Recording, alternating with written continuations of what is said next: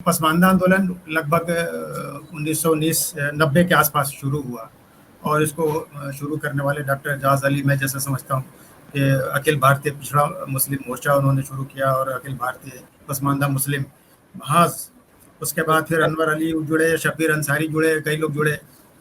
अब ये 30 साल हो रहे हैं, 30 साल हो रहे हैं। और मैं अली अनवर साहब को पढ़ रहा था, उन्होंने जो किताबें लिखी हैं, एक मसूद आलम फलाही साहब ने लिखी है, एक अली अनवर ने लिखी है, मसावती जंग और हिंदुस्तान में जात पात और मुसलमान, ये उसके बाद ही ये सामाजिक आंदोलन शुरू हुआ। लेकिन आप लोगों की बातों से, आप सब लोगों से बातों से ऐसा लगा कि आप लोगों को लगता है कि इंसाफ कहीं मिलेगा तो बीजेपी ही दिला पाएगी।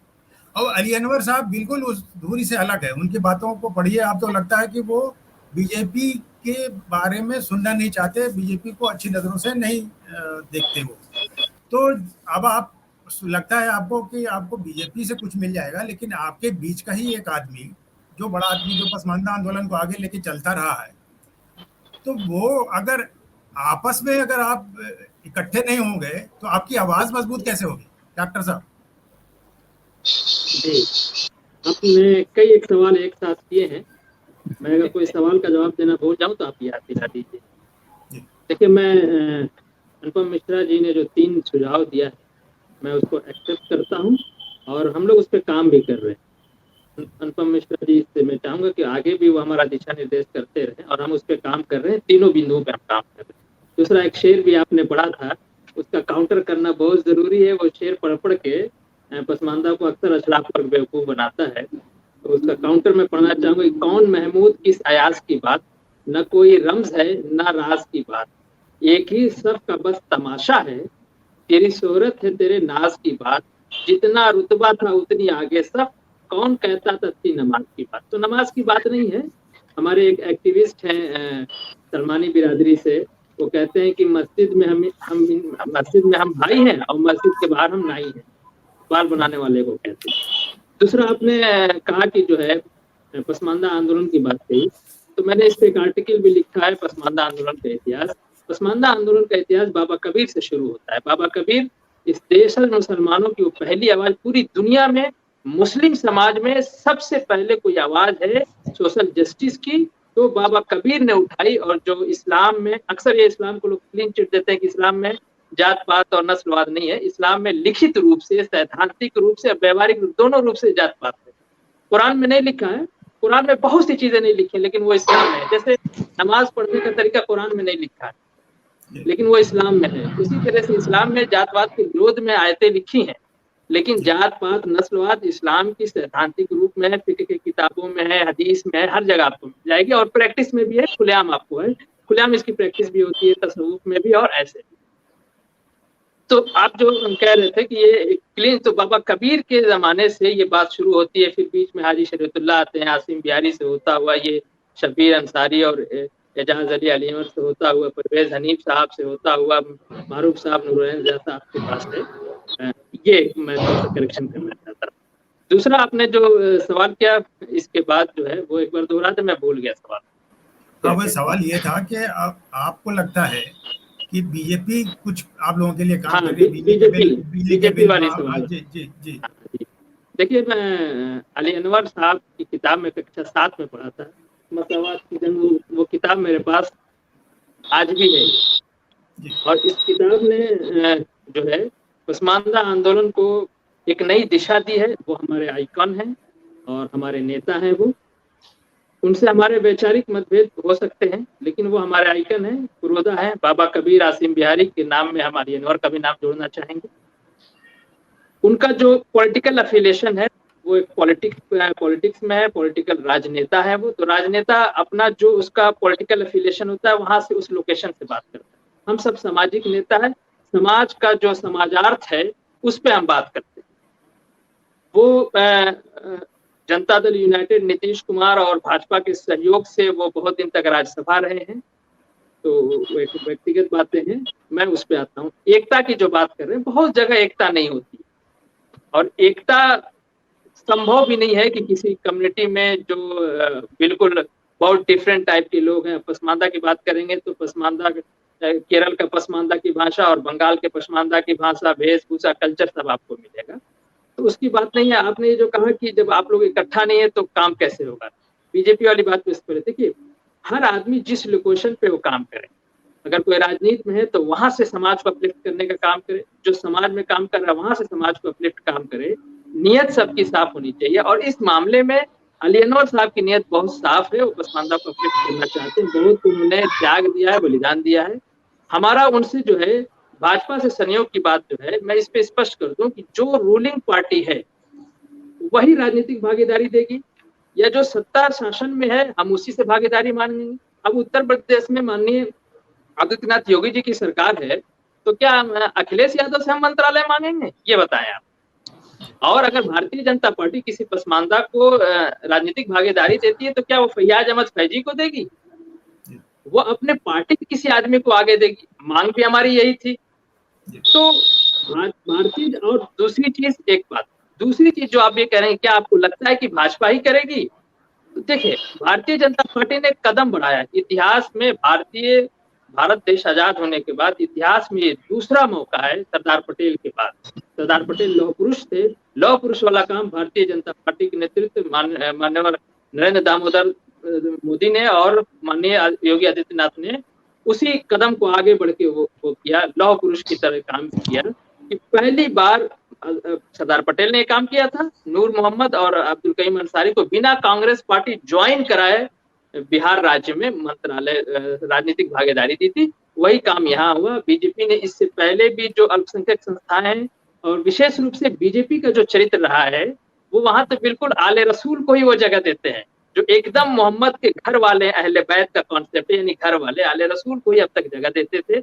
लेकिन ये जो पसमानदा आंदोलन ने जब आवाज उठाई कि जो देशज मुसलमान है उनको भी भागीदारी मिलनी चाहिए, आप मुस्लिम पर्सनल बोर्ड है जिसको भारतीय समाज, भारतीय सरकारें और सारे लोग जो है भारतीय मुसलमानों का प्रतिनिधि सभा मानती है, उसमें एक भी भारतीय मुसलमान नहीं, तो ऐसा नहीं चलेगा। हम लोग ने जो आवाज उठाया उसको भारतीय जनता पार्टी ने एड्रेस किया, और भारतीय जनता पार्टी ने मुस्लिम समाज में सामाजिक न्याय से पहले हिंदू समाज में सामाजिक न्याय के प्रश्न को बहुत अच्छे से एड्रेस किया। इसीलिए जो तथाकथित सामाजिक न्याय की पार्टियां बोल्ड हो गई, क्लीन बोल्ड हो गई। अब वो मुस्लिम समाज में सामाजिक न्याय को एड्रेस कर रहा है। यकीन जानिए, जिस दिन भारतीय जनता पार्टी ने इसको अच्छे से एड्रेस कर लिया, तथाकथित सेकुलर पार्टियों की राजनीति देश में खत्म हो जाएगी। हमको उम्मीद की जो बात है, जो हमारे लिए करेगा हम उसकी बात कर। हमने बहुत ही साफ दिल से भारतीय जनता पार्टी के इस कदम का स्वागत किया। कोई भी समाज करे, अगर किसी भी समाज को कोई भी राजनीतिक पार्टी जो है जगह देती है और समाज उसका स्वागत करेगा। लेकिन एक बात बताएं, नूरुल्लाह ज़िया ने भी कहा, आप देखिए, समाजवादी पार्टी का प्रवक्ता नेशनल टीवी पे बैठ के मुस्लिम समाज का अपमान कह रहा है कि पसमानदा नाम पे आपने एक ऐसे आदमी को मंत्री बनाया जिसे कोई नहीं जानता, ये मुस्लिम समाज का अपमान है, आपने सैयद को क्यों नहीं बनाया? वो खुद सैयद हैं, वो शहबाज क्या नाम था उनका, मैंने लेख लिखा जो राष्ट्रीय सहारा में छपा है। ये इतनी बेचैनी क्यों है अशराफ वर्ग में? एक और बहुत बड़ी भागीदारी नहीं मिली है, राज्य मंत्री बनाए गए हैं और अभी भी भारतीय जनता पार्टी में राज्यसभा से लेके केंद्रीय मंत्री से लेके और जितना जो सिस्टम, जितना उन्होंने मुस्लिम नाम पे दिया है, अशराफ पे भी सैयद को दिया, अले रसूल को दिया है, और सिर्फ एक छोटी सी जगह मिली है, उस पे अशराफ वर्ग में बहुत बेचैनी। एक सैयद साहब नेशनल टीवी पे बैठ के कह रहे थे, क्योंकि माननीय मंत्री जी बुनकर समाज से आते हैं, तो कह रहे कि बुनकर जो है, मुस्लिम बुनकर जो है इस देश के सबसे ज्यादा पढ़ा लिखा, सबसे ज्यादा अपलिफ्टेड। इतना बड़ा झूठ बोल रहे हैं, यानी जितने जस्टिस इस देश में पैदा हुए, जस्टिस रंगनाथ मिश्रा झूठे हैं, जस्टिस सच्चर झूठे हैं, यही सैयद साहब सही है। एक बेचैनी राजनीतिक भागीदारी से अशराफ वर्ग में स्पष्ट देखी जाती है। इससे पहले भारतीय जनता पार्टी सैयद को बनाती थी, आज भी सारे पोस्ट पे सैयद हैं, तो किसी को कोई तकलीफ नहीं हुई थी। हमारे राजनीतिक भागीदारी से इनको इसलिए तकलीफ है कि गुलाम को जब राजनीतिक भागीदारी थी तो उनको लगता है कि हमारा गुलाम हमसे छिटक जाएगा। ये पूरी तरह से मध्ययुगीन मानसिकता में जीने वाले लोग हैं और हमको गुलाम बना के रखना चाहते हैं। मैं एक बात इसमें और ऐड कर दूं, और ये काम आजादी से पहले जब मोमिन काउंसिल आसिम बिहारी के नेतृत्व में चल रही थी, तो उसमें मौलाना आजाद भी जाके तकरीर कर रहे हैं और भी सैयद लोग जाके तकरीर कर रहे थे। लेकिन जैसे ही वो जमात राजनीतिक रूप से सक्रिय हुई, सारे लोगों ने उसका विरोध किया। फितने जुल्हा लिखा गया, जुल्हानामा लिखा गया, इस तरीके, ताकि बुनकर समाज उसको लीड कर रहा था। आप जानते हैं कि डेरोगेटरी टर्म है, अशराफ वर्ग जुल्हा कहता है, वो बुनकर भी कहना पसंद नहीं करता है, वो उनका अपना मामला है। लेकिन जब राजनीतिक भागीदारी मिली है, एक बेचैनी, एक छटपटाहट सी है, वो स्पष्ट दिखाई दिखाई दे रहा है। कभी आपने किसी ब्राह्मण को या किसी क्षत्रिय को या किसी भी सवर्ण को देखा है, किसी दलित इस देश में राष्ट्रपति बनाए गए हैं, किसी ने विरोध किया हुआ खुले मंच पे? टेबल टॉक में लोग कह सकते हैं, मैं मान सकता हूँ किसी ने पर्सनली कह दिया, लेकिन खुलेआम राष्ट्रीय चैनल में बैठ के इस तरह से विरोध, तो हमारी राजनीतिक भागीदारी से इनको प्रॉब्लम। अब एक बात मैं और कह दूं कि देखिए, जब हम पसमानदा की बात करते हैं तो अशराफ वर्ग की तरफ से इसका काउंटर होता है कि नहीं इस्लाम में ये नहीं, इस्लाम में वो नहीं। इस्लाम वाली बात हमने पहले बता दी। पहला खलीफा इस्लाम का जो है ना, नस्ल के आधार पर चुना गया है, और वहीं से दो फाट हुआ है नस्ल के आधार पे। शिया सुन्नी जो है ना, ये नस्लीय विभेद है। और लखनऊ का जो दंगा शिया सुन्नी होता है ना, वो शिया सुन्नी दंगा नहीं है, वो अशराफ पसमानदा दंगा है, क्योंकि सारे शिया वहाँ पे जमींदार है और पसमानदा ठेला लगाना वाला, कुत्ते लगाने वाला इस तरह का है। तो वो जो है भट्ट जी वरिष्ठ पत्रकार, वो मुझे बता रहे थे। तो ये कह के कि पहले तो ये मानते नहीं है अफगानिस्तान में। हाँ, मैं अपनी बात पूरी कर लेता हूँ, बस 2 मिनट में अपनी बात पूरी कर लेता हूँ जी, 2 मिनट में अपनी बात पूरी करता हूँ। ये इस विभेद को मानते नहीं, मान भी लेते हैं तो कहते हैं कि भाई आप शिक्षा में काम कीजिए, शिक्षा में आगे बढ़ाइए, जब एजुकेशन आएगा तो ये हो जाएगा, वो हो जाएगा, तो उसकी बात करते हैं। लेकिन हमारी राजनीतिक भागीदारी जहाँ से असल, इससे पहले सब लोग बात कर रहे थे, वहां से तरक्की के रास्ते खुलते हैं, वो इनको तकलीफ है। सीधी सी एक लाइन बात है, ये नहीं चाहते हैं कि गुलाम इनका आजाद हो। इसीलिए ये अशराफ वर्ग जो हिंदू समाज में सामाजिक न्याय के लिए बहुत कोशिश करता है, और वो सामाजिक न्याय को बहुत अच्छे से समझता है। दलितों की उसकी बहुत चिंता होती है, हिंदू धर्म के दलितों को बहुत चिंता होती है, मुस्लिम धर्मों के वो हिंदू धर्म के पिछड़ों की बहुत चिंता होती है। बहुत अच्छी बात है कि आपको पड़ोस के बच्चे की बहुत फिक्र है, आपको अपने बच्चे की फिक्र। लेकिन जब मुस्लिम समाज में सामाजिक न्याय की बात आती है तो इनको सांप सूंघ जाता है। यानी इनके जो आज का जो विषय ही है कि मुस्लिम समाज जो अल्पसंख्यक और मुसलमानों को जो अदारे हैं, उसमें राजनीतिक भागीदारी, उसमें जो है भागीदारी की बात की जाए, तो वो अपनी संस्थाओं में पसमानदा को बिल्कुल जगह नहीं देते हैं। और देखिए, भारत सरकार ने, जब भारत सरकार कहता है तो आजादी के बाद से जितनी सरकारें बनी है उनको कह लीजिए, पसमानदा की स्थिति अपने इंट्रोडक्शन में कहा कि बहुत खराब है। मैं इस बात को नहीं मानता। इतिहास में सबसे अच्छे युग में पसमानदा इस वक्त है, तो आजादी के बाद जो देश बना है, और जो हम सबसे अच्छे युग में है, सबसे अच्छी हालत हमारी ये है कि सच्चर कमेटी की रिपोर्ट कहते हैं कि हम मुस्लिम जो पिछड़ा है वो हिंदू पिछड़े से भी पिछड़ा है और हिंदू दलित से भी पिछड़ा है। जिसको अशराफ वर्ग ने कहा कि सारे मुसलमान दलितों से भी बदतर है, उसकी अलग है। तो हम अपने इतिहास में जब से मुसलमान हुए सबसे अच्छे कालखंड में है, क्योंकि हमारा अपलिफ्टमेंट हुआ। ये किसने किया? भारतीय सरकार ने, केंद्र सरकार, राज्य सरकार ने किया। मुस्लिम समाज ने कोई इस तरह की पहल नहीं किया। मुस्लिम समाज को लीड अशराफ करता है, तो अपने हिसाब से पसमानदा को मध्ययुगीन मानसिकता में, जितने भी इस्लामिक संगठन है, तबलीगी जमात, जमाते, वो सारे की यही काम है, वो अशराफवाद फैलाते हैं और मुस्लिम समाज को, विशेष रूप से पसमानदा को मध्ययुगीन मानसिकता में रखना चाहते हैं। इसीलिए कि वो इस तरह की बात करते हैं। जी हाशमी जी। एक सवाल मैं भी करना चाह रहा था, सवाल करना चाह रहा था मैं। इनफैक्ट मुझे लगता है कि आप अगला सवाल मैं करते परवेज साहब से करना चाह रहे हैं, तो मेरा सवाल उनकी तरफ है, क्योंकि अभी परवेज साहब बता रहे थे कि परवेज जी ने डॉक्टर सच्चर कमेटी पे भी काम किया है काफी। तो एक तो पहले मैं एक छोटी सी बात ये कह दूं हर्षद कि भारतीय जनता पार्टी अगर आज पसमानदाओं को मंत्री बना रही है और सैयदों को हटा रही है और हटा रही है, तो उसमें उसके पीछे भी उसके राजनीतिक निहितार्थ हैं। कोई भी पॉलिटिकल पार्टी कोई भी काम बिना उसका पॉलिटिकल फॉल आउट सोचे बगैर नहीं करती। बहुजन समाज पार्टी के लिए अभी नूर भाई कह रहे थे कि बहुजन समाज पार्टी ने कभी पसमानदाओं को एड्रेस नहीं किया। उन्होंने दलित और मुसलमानों की बात की, उन्होंने पसमानदाओं को इसलिए एड्रेस नहीं किया कि उन्हें पूरा मुसलमान वोट चाहिए, उन्हें मुसलमानों के एक हिस्से का वोट नहीं चाहिए। अब भारतीय जनता पार्टी के साथ ये बात है कि साहब उनको पूरा मुसलमान वोट नहीं दे रहा है, तो उन्हें लग रहा है कि कहीं ना कहीं जगह मुझे इसको अदरवाइज मत लीजिएगा, मुझे लगता है कि भारतीय जनता पार्टी के दिमाग में कहीं ना कहीं ये बात है कि भाई अगर हमको सीधे मुसलमानों का वोट नहीं मिल रहा है तो उसको दो हिस्सों में फाड़ कर दिया जाए, अशरफिया अलग कर दिया जाए, पसमानदा अलग कर दिया जाए, तब शायद कुछ वोट हमारी झोली में आ जाए। तो हर पॉलिटिकल पार्टी जो कहती है पॉलिटिकल फॉल आउट है। लेकिन जहां तक सच्चर कमेटी की बात हो रही है, उस पर मेरा परवेज साहब से सवाल ये है कि मैं सच्चर कमेटी की रिपोर्ट पढ़ा था आशमी साहब, मैं उसमें देख रहा था कि उन्होंने कहा कि मुसलमानों की हालत हिंदुओं में दलितों से बदतर है। लेकिन एक बड़ी जो दिलचस्प बात, एक बार जो मैं फयाज साहब से डिस्कस भी कर चुका हूं, उन्होंने कहा कि सरकारी नौकरियों में सबसे ज्यादा मुसलमानों का रिप्रेजेंटेशन, पर कैपिटा इनकम सबसे ज्यादा मुसलमानों की, और हायर एजुकेशन में सबसे ज्यादा मुसलमानों का रिप्रेजेंटेशन, ये तीनों चीजें कहाँ हैं? गुजरात में। और ये तीनों सबसे बदतर कहाँ हैं? केरल में और वेस्ट बंगाल में, जो कि एक मुस्लिम प्रोटेक्शन या मुस्लिम अपीजमेंट के लिए जानी जाती है। और गुजरात में जो भारतीय जनता पार्टी और नरेंद्र मोदी, जिसको कि आप बुचर ऑफ मुस्लिम्स कहते हैं, तो उसमें सच्चर कमेटी कहती है कि मुसलमानों में सबसे ज्यादा एक्स्ट्राऑर्डिनरी मतलब पूरे मुल्क में सबसे ज्यादा एक्स्ट्राऑर्डिनरी उनका पर कैपिटा इनकम है। तो इसको परवेज साहब कैसे देखते हैं, मैं जानना चाहता हूँ। देखिए, स्ट्रक्चर कमेटी मैं जरा सा कुछ और कुछ शंकाएं थी और मैं आप ही पे केंद्रित हो रहा हूँ मिश्रा जी। आपको पिछले वाले उसमें जो आपने जो बात कही थी वहां पर मैं पहले ले जा करके फिर इसका जवाब दूंगा। आपने एक बात ये कही थी कि आखिर ये सब होगा कैसे, ओवैसी को कहा था और ये कहा था कि आपको क्या तैयारी है, कैसे क्या करेंगे, क्या मतलब ये है कि एक दहशत और ये सब कुछ है, क्या आप इसके लिए तैयार हैं, कैसे संघर्ष करेंगे।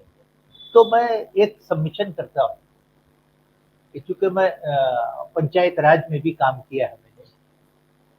देखिए 1987 का जो पंचायत राज रिजर्वेशन हुआ, ये अपनी जगह पर एक साइलेंट एक आवाज थी पसमानदा के लिए, यानी बैकवर्ड के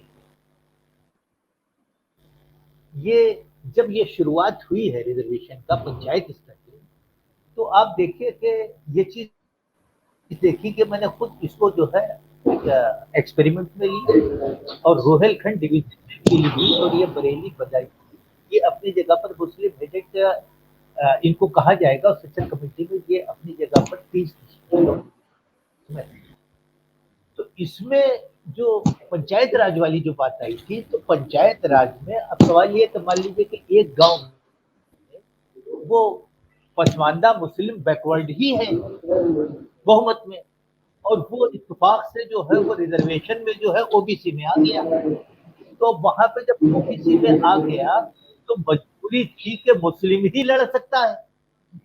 तो वहां पर ये बात हुई कि अच्छा भाई ठीक है, ये अंसारी है या मंसूरी है या कुरैशी है, इस तरीके से ज्यादातर टाइज यूपी में मंसूरी और अंसारियों के बीच में आई, क्योंकि ये अपनी जगह पर जो है क्लब के गाँव में अपनी जगह पर, और बड़ी तादाद में इन लोगों ने जीतना शुरू किया।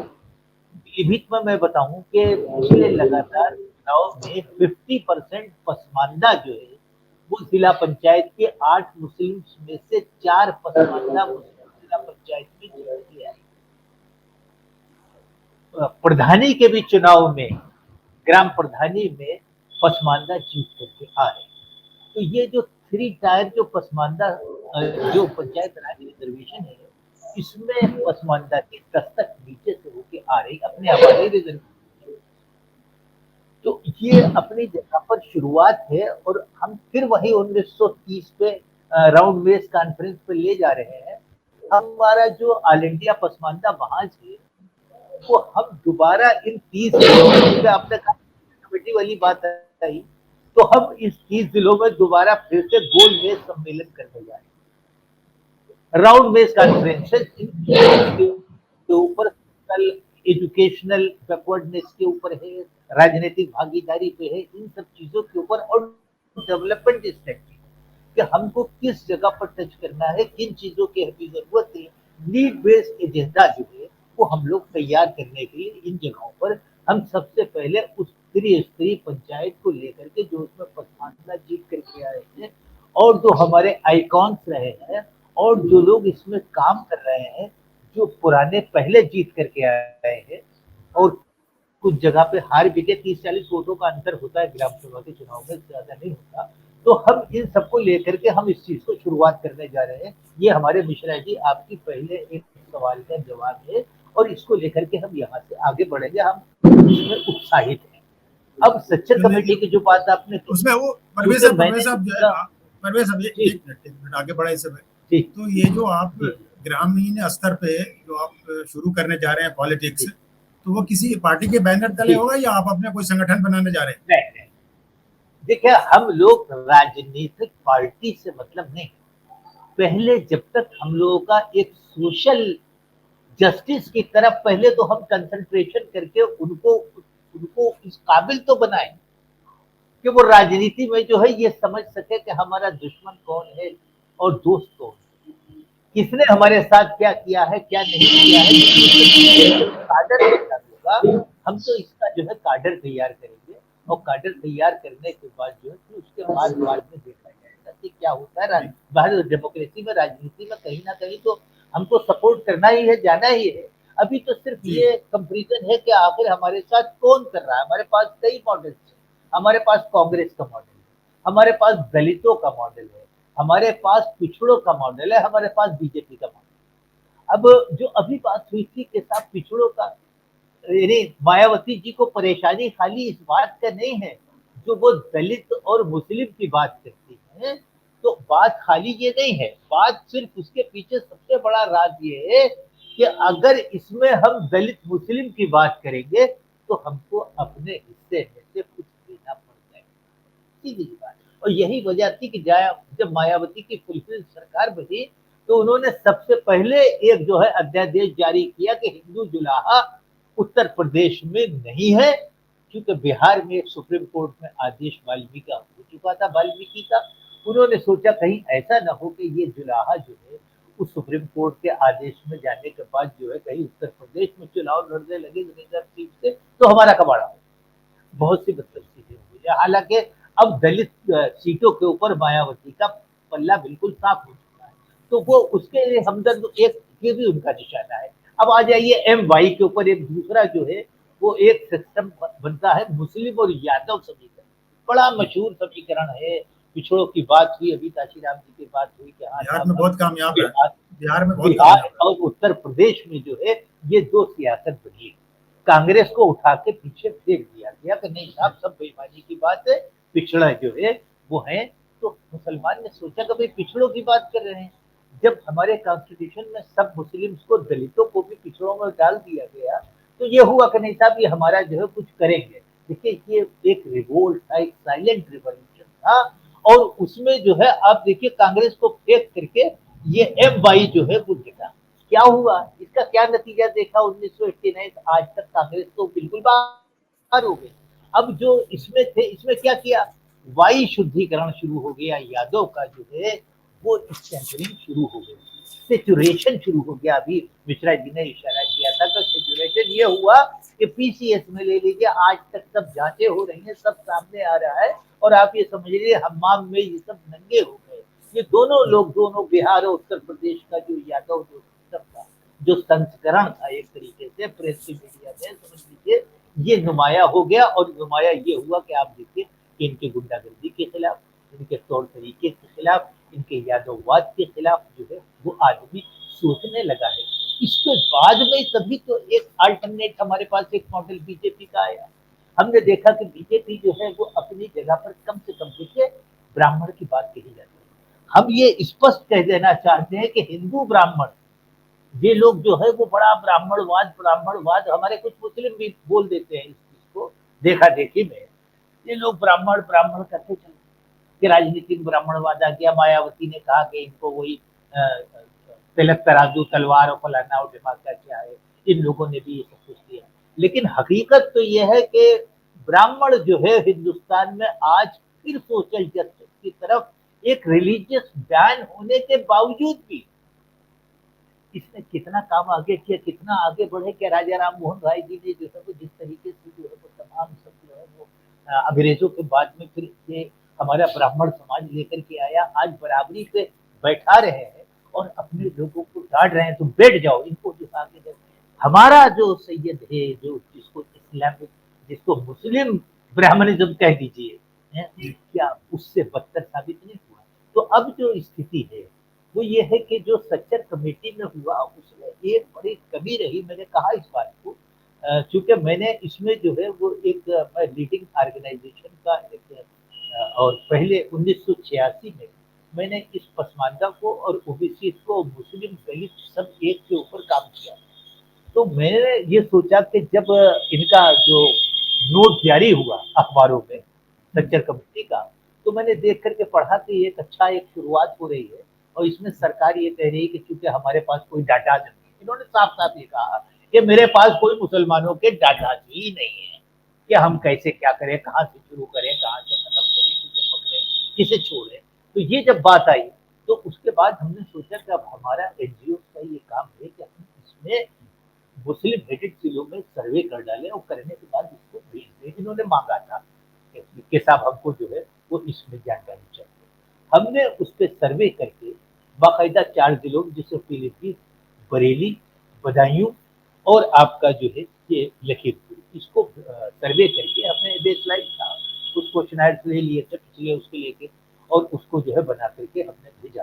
भेजने के बाद जो है ओएसडी सैयद साहब ने जो है, सैयद महमूद जफर साहब थे, उन्होंने हमको कांग्रेचुलेशन लेटर लिखा और ये कहा कि आपका जो प्रपोजल जो चीजें उसमें हमने 341 लिखा करके दिया था कि 341 और पिछड़ों में जो है वो संख्या के हिसाब से जब तक आप 27% को बांटेंगे नहीं तो ये अन्याय हो रहा है। 27% सिर्फ यादवों का एक सिचुएशन हो रहा है, इसके अलावा मुस्लिम इससे दरकिनार 341 में दरकिनार आप देख लीजिए। तो जो उसमें एक्सपर्ट रखे गए थे उसमें सोशल, कल्चरल, एजुकेशनल और इन सब चीजों को लेकर के किया गया था। हमने सबको वो डिस्ट्रीब्यूट करके उसको जो है सब भेजा, पसंद आया और फिर मुझसे कहा गया कि आपको यूपी का प्रेजेंटेशन देना है। तो मेरे पास चिट्ठी आ गई और मैंने उसको जो है 5 अगस्त 2005 को मैंने उसका प्रेजेंटेशन जो है वो लखनऊ में दिया योजना को। तो मैंने उसमें ये कहा, जो मैंने जैसा देखा तो देखा ये कि इसमें एक बड़ी कारीगरी की गई सचिन कमेटी के ऊपर, क्योंकि मैं अधिकृत आदमी हूँ इस बात को कहने की। मेरे पास जो है प्राइम मिनिस्टर से जो है लेकर मैंने रिप्रेजेंटेशन किया है सचिन कमेटी। इन्होंने सिर्फ मतलब यह है कि 2001 के जो डाटा जो उपलब्ध थे उनको इन्होंने राज्य पे राजधानियों को जाकर के अधिकारियों से कलेक्ट कर लिया और कलेक्ट करने के बाद जो उस वक्त की स्थिति थी उसको लेकर देखिए 2005 में ये जो है वो सबमिट हो रही है और 2001 के सर्वे को डाटा को लेकर के और आपस में मिला मिली करके कंक्लूजन निकाल करके और गुणा भाग करके इन्होंने कह दिया कि मुसलमानों की दलितों से बदतर है, एक ये कंक्लूजन निकाल दिया। दूसरा इन्होंने ये कहा कि ये स्थिति ऐसी है, कुछ ना कुछ करना चाहिए और हमारा जो 341 और 342 के ऊपर जो था उस चीज को खाली इशारा भर किया है। हम इसी के लिए धन्यवाद देते हैं कि कम से कम उन्होंने इस बात का इशारा किया। 341 उन्होंने ये कह के कहा उसमें पोस्ट पर कि हाँ कुछ ऑर्गेनाइजेशन कुछ इसमें जो है इस तरीके की चीज आई है, वो चीज भी अपनी जगह महसूस की गई है, उसको होना चाहिए। तो अब ये चीज जो हो गई, देखिए जरूरत इस बात की थी कि अगर आपको नहीं पता था तो आप उन जिलों में जाते, आप फिरोजाबाद को चूड़ी पे जाते कि what are the backward linkages of this community. आप मुरादाबाद जाते तो आप वहां पर जो है पीतल के उद्योग में जो पसमानदा लगा हुआ है, जो मजदूर है उसको देखते तो उसके बैकवर्ड लिंकेजेस क्या है। आप बुनकरों की समस्या पे जाते कि जहां पश्चिमी उत्तर प्रदेश में बुनकर जो है बड़ी संख्या में लगा हुआ है और उनकी रोजी रोटी है और वो एक कब्रनुमा जो है गड्ढे में बैठ करके करघा चलाते हैं, जिनको जो है वो हेल्थ की पोजीशन उनकी, क्योंकि हेल्थ भी इसमें एक चीज थी कि माइनॉरिटी की हेल्थ की स्थिति क्या है। तो आपको ये सब चीज देखना चाहिए थी कि कौन कौन से मेन जो है डिजीजेस है। आपको हॉस्पिटल्स में देखना चाहिए था कि साहब आपका जो है वो मुस्लिम्स में कितने लोग ऐसे हैं जिनको परवेज साहब जो बात थोड़ी लंबी हो रही है और मेरे ख्याल से हम लोग फिर बैठेंगे। मैं एक दो छोटे छोटे सवाल है मैं चार्ट लिख। तो ये सब चीजें जब हमने प्रेजेंटेशन में कहा तो वहां पर चाहे कल्बे जवाद साहब बैठे हों, चाहे कल्बे साजिद साहब हो, चाहे शाकिर साहब बैठे हो, मुलायम सिंह जी का रिप्रेजेंटेटिव, इन लोगों का कहना सिर्फ ये था कि हम वजीफा दें। मतलब ये कहना था कि जो वजीफा दिया जा रहा है ये बहुत बड़ी बात है। तो ये सब चीजें बेवकूफ बनाने की गई। हकीकत ये है कि इन पसमानदा दलित और पिछड़े समाज को दलित आप अलग कर दीजिए, इनको 341 में दे दीजिए, 342 में जितने मुस्लिम जातियां हैं जो परसेंटेज अब कोई चीज भी नहीं। देखिए पंचायत के चुनाव होने के बाद पता है कि कितने वोट हैं पसमानदा के, कितने पिछड़े हैं, कितने क्या है, तो सब नुमाया है। अब इसको जो है वो देखिए बीजेपी ने अपनी जगह पर कई इंस्टीट्यूशंस में, चाहे वो उर्दू कैटेगरी हो, चाहे मदरसा बोर्ड हो, चाहे राज्य का मंत्रिमंडल हो, राज्य मंत्री ही, चाहे आपका जो है सेंट्रल गवर्नमेंट में जो है वो अभी राज्य ऑल इंडिया हज कमेटी में किया है। ये सब चीजें अब हल्के हल्के जो है बीजेपी इस चीज को समझ रही थी कि वसुधैव कुटुंबकम कैसे आएगा, वे हम किस तरीके से इस चीज को लेकर जाएंगे, ये स्थिति नहीं चलने वाली। हिंदुस्तान को अपनी जगह पर, पुरानी जगह पे आना होगा। दलित मुस्लिम में और बैकवर्ड मुस्लिम में यानी पसमानदा में हिंदू समाज के साथ मिल बैठने की आपस में कल्चरल एकता है इनकी दोस्ती अपनी जगह पर अगर की जाए तो ये जायज भी है, इंसाफ भी है और किसी कमी को पूरा करना भी है, इसके नताइज अच्छे आएंगे। इसलिए हमने उस चीज को कहा। ये हमने नहीं कहा कि हम बीजेपी को समर्थन देते हैं या बीजेपी को, मारूफ साहब, लेकिन बीजेपी जो स्टैंड ले रही है हम उसके साथ। और मारूफ साहब एक छोटा सा जवाब चाहेंगे। ये बातचीत का जो सिलसिला चला उसमें ये पता चला कि जो दंगे होते हैं या मॉब लिंचिंग होती है तो उसके पीछे तो अगड़ी जाति के मुसलमान होते हैं, लेकिन पिस्ता जो है, उजड़ता जो है, वो पिछड़ी जाति का मुसलमान। इस तरह से आप कितना मुतफिक होगा तो जिसके दरवाजे पे किवाड़ नहीं है तो दंगाई वहीं तो घुसेंगे ना। हाँ जी, मैं मारूफ साहब से जवाब बैठे हुए इनसे क्या मारूफ साहब से जवाब।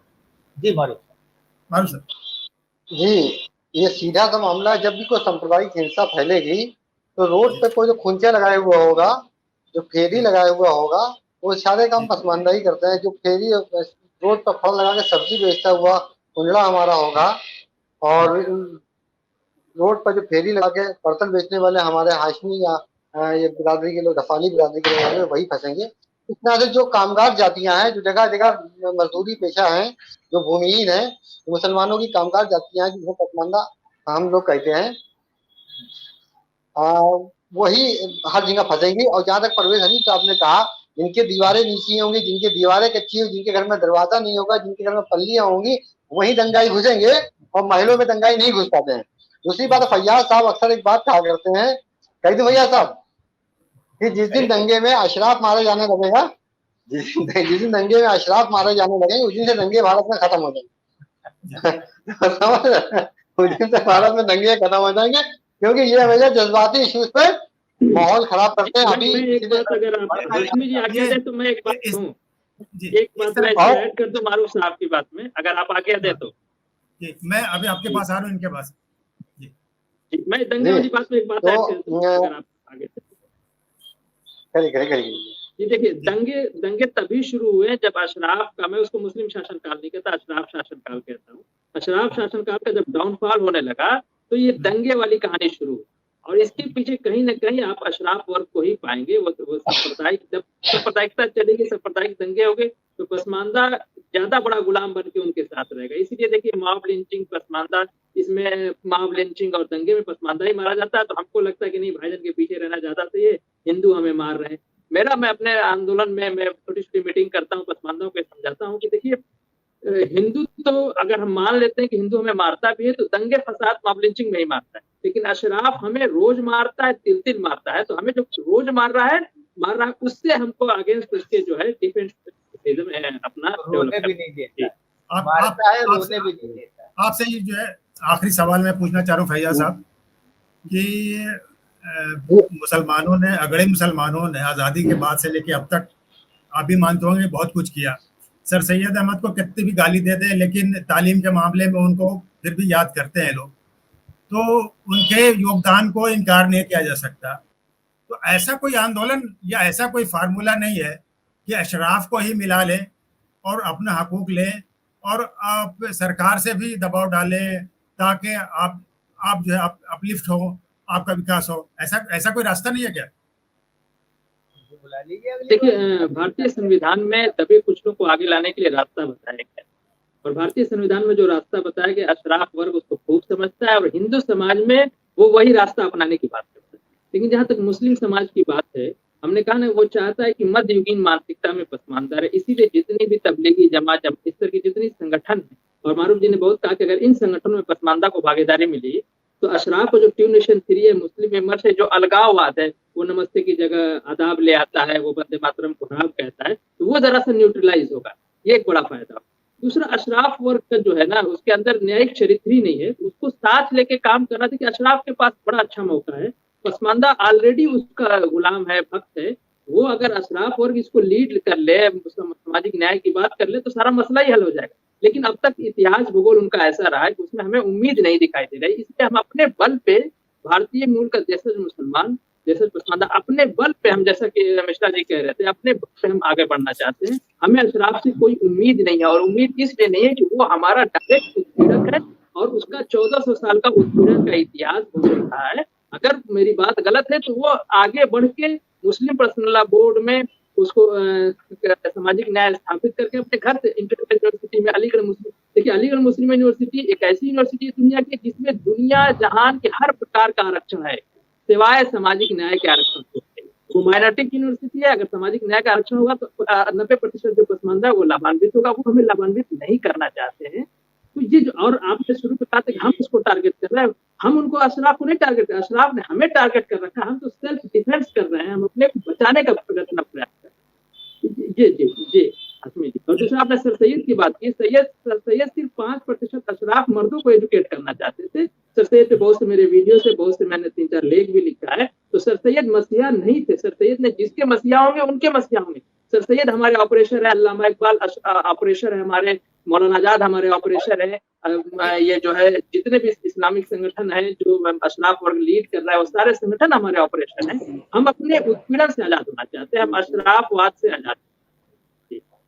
जी आप 1888 की सर सैयद की मेरठ में हुई 1888 की मैं मेरठ वाली स्पीच देख रहा था और वो ऑक्सफोर्ड प्रेस से मुझे मिली थी और उर्दू में थी। मैं यहाँ उसको ट्रांसलेट कराना ही पड़ी, मुझे उर्दू नहीं आती। तो मुझे लगता है कभी एक डिस्कशन आपको उस पर भी रखना चाहिए 1888 की मेरठ स्पीच पे सर सैयद को लेके। बहुत जरूरी बात है वो 1888 की स्पीच जो है सर सैयद की, इस पर बहस होना बहुत जरूरी ताकि समाज उनका चरित्र जान सके। जी बहुत बहुत शुक्रिया, बहुत बहुत शुक्रिया। अभी तो शुरुआत ही नहीं हुई ना। आपके सीनों में बहुत खोले हैं मुझे पता है, और बहुत मैं आपके चैनल के माध्यम से 2-4 बातें रखना चाहता था, अगर आप इजाजत दे तो मैं आपके चैनल से 2 मिनट, आपके चैनल के माध्यम से 2-4 मिनट और लेना चाहता था, अगर आप दे सके। देखिए जैसा कि अभी AMU की बात हुई, फैयाज साहब कर रहे थे, और अशराफ चरित्र की बात आपने कहा, अशराफ को लेके चलने वाली बात रही। सबसे पहले कि शोषक और शोषित की एकता हो नहीं सकती है। शोषक और शोषित की एकता होगी अगर तो शोषित हमेशा पिसेगा और शोषक हमेशा उस पर राज करते रहेंगे। दूसरी बात ये, इनका न्यायिक चरित्र ही ऐसा नहीं रहा है। अभी कुछ डिस्कशन में बात आ चुकी है, सैकड़ों ब्राह्मण ऐसे मिलेंगे जो दलितों की हित की बात करते हुए मिलेंगे, लेकिन कोई भी एक सैयद या अशराफ कोई हम लोग पसमानदा की हित की बात करता हुआ नहीं मिलेगा। तीसरी बात यह है कि जो माइनॉरिटी इंस्टीट्यूट जो कि सब्जेक्ट हमारा है इस बहस का, जो माइनॉरिटी इंस्टीट्यूट जिसमें आर्टिकल 29-30 के तहत जिन्हें अधिकार मिले हुए हैं, जिन अधिकारियों को मिसयूज करके अपना 70 वर्चस्व अपने मेंटेन किए हुए हैं ये माइनॉरिटी इंस्टीट्यूट में, तो उनमें भी उनमें जो चाहते हैं कर सकते हैं, उनमें भी आज तक भी इन्होंने पसमानदा को कोई हिस्सेदारी के लिए कदम नहीं बढ़ाया है। जैसे कि फैयाज साहब ने कहा, AMU में 50% रिजर्वेशन केवल इंटरनल रिजर्वेशन है 50%, और हैंडीकैप के तमाम किस्म के और ओल्ड बॉयज एसोसिएशन का रिजर्वेशन है। मतलब ऐसा पूरा सिस्टम बनाया हुआ है ताकि उनके बच्चे के बच्चे आते रहे, दूसरे लोगों की एंट्री ना हो सके। प्लस ऐसा हाव शेरवानी का और टोपी का लुक बनाया हुआ, गैर मुस्लिम भी ना घुस पाए, तो ऐसा सिस्टम बनाया हुआ कि हम लोग वहाँ एंट्री ना हो सके। अब जामिया की बात आती है, जामिया में इन्होंने 10% रिजर्वेशन तो दे दिया है। सुनने में आता है, लोग ऐसा बताते हैं कि जो हम OBC का फॉर्म भर देते हैं तो हमें 10% में डाल दिया जाता है, जबकि होना यह चाहिए कि वहां 50% मुस्लिम के लिए सीटें आरक्षित हैं। पहले हमें 100% में कंपटीशन कराना चाहिए, फिर हमें 50% में लाना चाहिए, फिर हमें 10% में लाना चाहिए। ये डायरेक्ट हमें 10% में डाल देते हैं ताकि 10% तक की महदूद रखने को प्रोग्राम चलाया करते हैं। अभी बीजेपी की बात हुई, बीजेपी और जैसे मिश्रा जी ने बताया, बीजेपी मुसलमानों में डाइवर्जन चाहती है, वोट पाने के लिए चाहती है, उसमें कोई डाउट नहीं है। लेकिन ये बात भी जितने भी सामाजिक न्याय की रिपोर्ट अब तक की, साइमन कमीशन के बाद अब तक की आई है, सबने बात स्वीकार की है जिस तरह के हिंदू समाज में कई वर्ग विभाजित है, अलग अलग वर्गों की अलग अलग समस्याएं, अलग अलग वर्गों की अलग अलग स्थितियां हैं, और अलग अलग वर्गों को अलग अलग उठाने के लिए अलग अलग प्रयास किए जाने चाहिए। उसी तरीके मुसलमानों के भी हैं। मंडला एक कमेटी, जिसमें एक भी मुसलमान नहीं था, उसने खुद बाकायदा 80 जातों को लगभग चिन्हित करके हमें आगे बढ़ाने के लिए प्रयास किया। अगर बीजेपी वोट पाने के लिए भी ऐसा करती है तो उसका भी हम स्वागत करते हैं, क्योंकि तथाकथित अशराफ हमें प्रधान से लेके MP MLA तक का इलेक्शन हमें कौम के नाम पर लेता है, और वो हमें एक सम्मान की कुर्सी पर बैठाने लायक भी नहीं समझता है। अगर बीजेपी हमें वोट के खातिर, वोट की लालच में हमें कोई सम्मानजनक स्थिति में ले जाती है या हमें सम्मानजनक स्थिति का पद देती है, तो उसका भी हम स्वागत करते हैं। तीसरी बात, अभी एक अहम बात चल रही थी, परवेज हनीफ साहब ने बात की थी कि सच्चर कमेटी की। सच्चर कमेटी में बहुत कुछ हम लोग के मुद्दे आए हैं और मैं उसे बहुत संतोषजनक नहीं करता हूँ। ये कुछ मुद्दे हमारे उभर के सच्चर कमेटी में आए हैं। मैं भारत सरकार से आपके चैनल के माध्यम से मांग करता हूँ कि मुसलमानों की स्थिति समझने के लिए माननीय प्रधानमंत्री नरेंद्र मोदी जी से उम्मीद करता हूँ, मांग करता हूँ कि मुसलमानों की जातिवार समस्याओं को जातिवार आकलन किया जाए, मुसलमानों को सारी जातियों का अलग अलग आकलन किया जाए, उसके बाद एक ऐसी रिपोर्ट पेश की जाए जब मुसलमानों की समस्याओं का संपूर्ण समाधान मुमकिन है, अन्यथा ये मुमकिन नहीं है। दूसरी बात, एक अहम बात और मैं कहना चाहता हूँ आपके चैनल के माध्यम से, संविधान के अनुच्छेद 29 के तहत जो अल्पसंख्यक को एक विशेष अधिकार दिए गए हैं, जिसका इन लोग दुरुपयोग करते हैं अल्पसंख्यक संस्थानों में सामाजिक न्याय ना लागू करके, उसमें भी कुछ सुधार की जरूरत है। उसमें जो संशोधन हो सके वो भारत सरकार को आगे करना चाहिए, ताकि क्योंकि जो अल्पसंख्यक का मतलब भारत में केवल मुसलमान बन चुका है, मुसलमान का मतलब केवल अशराफ बन चुका है। यानी कि अल्पसंख्यक से मिलने वाले सुविधाओं का लाभ 80% लाभ अशराफी खा जाता है, 20% में छोटी मछलियां उसमें उन तक चारा पहुंच पाता है। तो ये मैं भारत सरकार से आपके चैनल के माध्यम से मांग करता हूं और आप जैसे पत्रकारों से उम्मीद करता हूं, आप जैसे मिश्रा जी जैसे पत्रकारों से उम्मीद करता हूं, जिस तरीके से हिंदू समाज में आप लोग सोशल जस्टिस की बात करते हैं, उसी तरीके से मुस्लिम समाज में भी आप लोग सोशल जस्टिस की बात करेंगे, ताकि हमारा मुस्लिम पसमानदा विमर्श आगे बढ़ सके, मुस्लिम विमर्श जो सांप्रदायिक विमर्श है उसका खात्मा हो सके। धन्यवाद, बहुत बहुत धन्यवाद साहब। ठीक है, और एक दिन का मसला नहीं है और एक सिटिंग का भी ये मसला नहीं है। मुझे लगता है कि ऐसे सिलसिला चलाना पड़ेगा ताकि आपकी आवाज आम लोगों तक पहुंच जाए। आप लोगों की बातचीत से तो ये पता चला कि आप लोग भरे पड़े हैं, जख्म पूरा सीने से छलनी है, जख्म से सीना आपका, और अपनी हिस्सेदारी चाहिए आपको, और आपने रास्ता चुन लिया है कि ये कौन सा रास्ता होगा और क्या करना होगा, पूरी प्लानिंग है आप लोगों के पास। हाशमी साहब, एक चीज मैं और जरा सा कहना चाहता हूँ बस। जी जी, कि पार्लियामेंट के 18 दिसंबर 2023 इस पसमानदा इश्यूज के ऊपर और मुस्लिम्स के मामला के ऊपर बहस हुई है, और वो बहस जो है वो बीजेपी के इत्तेफाक से उसी सरकार में ही एक बार चर्चा हुआ। तो ये चर्चा जो है वो पार्लियामेंट से लेकर के सुप्रीम कोर्ट तक और सब जगह जो चीज है वो आगे बढ़ना चाहिए। और ठीक है परवेज हनी साहब, आप लोगों का बहुत शुक्रिया। फैयाज साहब, डॉक्टर फैयाज साहब, जिया साहब, hello hello hello hello hello, Maroof Ansari साहब, हेलो हेलो। अरे सुने भाई साहब, सुने मैं बड़ी देर से आपको इशारा कर रहा हूँ, लेकिन जब सब बोल लिए तो मैं भी बोल लूंगा, लेकिन आपने हमको अवसर ही बीच में नहीं दिया। होने जा रहा है और मैं बड़ी देर से इशारा कर रहा हूँ, जब फैयाज साहब बोल रहे थे मैं तब से उंगली कर रहा हूँ। जी, लेकिन आपने मुझे नहीं किया, तो बारी बारी सब मुझको भी थोड़ा बोल लेने दीजिए अब। जी बोलिए। हमारे पसमानदा महाल के राष्ट्रीय उपाध्यक्ष हैं दुल्हन जिया भाई, हम सबसे सीनियर पर्सन है। हो गई हो गई तो सुन लें आप।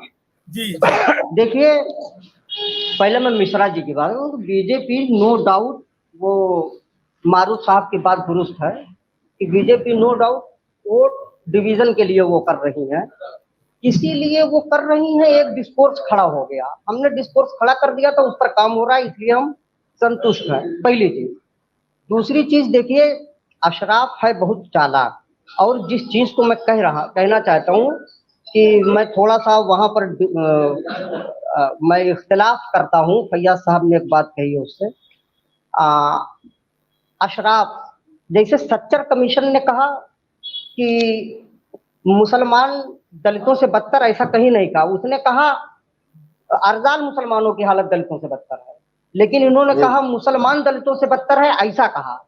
इसी तरह वो फैयाज साहब ने एक जुमला कहा कि वो क्या नाम है, पहला खलीफा नस्ल के आधार पर चुना गया। ये अशराफों का प्रोपेगेंडा था, अइम्मा मिन कुरैश, क्योंकि पहला खलीफा जो चुना गया वो ये था कि कौन है जो आपसे आगे रहेगा हजरत अबू बकर के, क्योंकि आप सल्लल्लाहु अलैहि वसल्लम ने अपने जीवन काल में जब बीमार पड़े तो आपसे इमामत कराई, और पहला खलीफा इन्होंने कहा कि कुरैश से चुना जाएगा। एक गलत व्याख्या की, गलत हदीस पेश की। अगर ऐसा होता तो हजरत उमर फारूक ने 2 मौकों पर, एक बार कहा था कि अगर माज बिन जबल जिंदा होते तो मैं अपने बाद खलीफा उन्हें बना देता। माज बिन जबल कुरैशी नहीं थे, ये मुस्नद अहमद की हदीस है, वो अंसार से थे। तो इसका मतलब कि अइम्मा मिन कुरैश की खलीफा कुरैश से ही होगा, ये चीज गलत पहुंची, वरना उमर ये बात ना कहते सेकंड खलीफा। दूसरे मौके पर उन्होंने कहा था कि सालिम मौला हुजैफा और अबू उबैदा अल जर्रा अगर जिंदा होते तो मैं जिंदा रहेंगे तो इनको मैं खिलाफत देकर बड़ा मुतमईन हो जाता। तो वो भी एक तो गुलाम थे सालिम मौला, और दूसरे अबू उबैदा अल जर्रा भी कुरैशी नहीं थे। तो हजरत उमर कैसे कहते अगर खलीफा कुरैश से ही होता। तीसरी चीज, हजरत आयशा, सैयदा आयशा ने एक बार कहा था अल्लाह के रसूल की बीबी ने कि जैद अगर जिंदा होते तो आप सल्लल्लाहु अलैहि वसल्लम उन्हें ही अपना खलीफा बना देते, उन्हें ही अपना वली अहद बनाते, खिलाफत उन्हें सौंपते। तो ये चीजें ये बताती हैं कि इमाम मिन कुरैश, खलीफा कुरैश से ही होगा। ये गलत अफवाह, गलत तरीके से गलत व्याख्या करके अशराफ ने हम तक पहुंचाई। अच्छा, सबसे इंपॉर्टेंट बात, ये चलता रहा जब अंग्रेज, इस पर किसी ने कुछ नहीं कहा, जब अंग्रेजों ने तुर्की की खिलाफत उस्मानिया को खत्म करना चाहा और उन्होंने नजीर दलील दी कि खलीफा तो कुरैश से होगा, कुरैश के सिवा कोई हो नहीं सकता, तो ये खिलाफत बातिल है क्योंकि ये कुरैशी नहीं है, उस्मानी। तो मौलाना आजाद जैसा आदमी, उसने मसले खिलाफत किताब लिखी और कहा कि इस हदीस का मतलब ही गलत समझा गया। तब मौलाना आजाद ने कहा कि ऐसा नहीं है कि खलीफा कुरैश से होगा। तो ये गलत प्रोपेगेंडा है कि खलीफा कुरैश से होगा या पहला खलीफा कुरैश नस्ल के आधार पर चुना गया, ऐसा नहीं है। 2 दावेदार थे जब हजरत अबू बकर के सिवा दूसरे को, तो ये कहा गया कि कौन है जो इनसे आगे बढ़ेगा, कि अल्लाह के रसूल ने अपने जीवन में इनको खलीफा चुना। बस ये जी, इतिहास को खलीफा पेट से नहीं होगा, ये सीधी सी बात नहीं, मैं ये कह रहा हूँ कि गलत नहीं, ये हदीस गलत है, मैं ये कह रहा हूँ। मैं हदीस तो आप अजलाफ और अरजाल में भी लोग निपटेंगे आपसे, अभी आप लोगों में भी होगा। अभी तो क्योंकि आपने आंदोलन शुरू किया, अभी आपके हाथ में कुछ है नहीं। जब आपके हाथ में अधिकार होंगे तो फिर आपके अंदर में भी मेरे ख्याल से झगड़ा होगा। तो उन सब चीज़ों को कैसे निपटेंगे, क्या करेंगे, और ये आप लोग चूँकि उस आंदोलन को लेके आगे बढ़े हैं, तो जाहिर सी बात है कि अभी बहुत सारे रोड़े आएंगे और बहुत सारी बातें आएंगी, और हम आपके साथ होंगे और हम भी चलेंगे आपके साथ। देखना भी चाहेंगे कि आपका आंदोलन कहाँ तक है और किस स्तर तक पहुँचा है। आपको किस पार्टी से उम्मीद है, उस पार्टी ने आपको क्या दिया है। तो अशराफ, जब आप आगे होंगे तो अशराफों की क्या स्थिति होगी, ये सारी चीज़ें हमें देखनी है आगे, और हम लोग चर्चा करते रहेंगे। आप लोगों का बहुत बहुत शुक्रिया एक अच्छे विषय पे बात करने के लिए। धन्यवाद। शुक्रिया जनाब।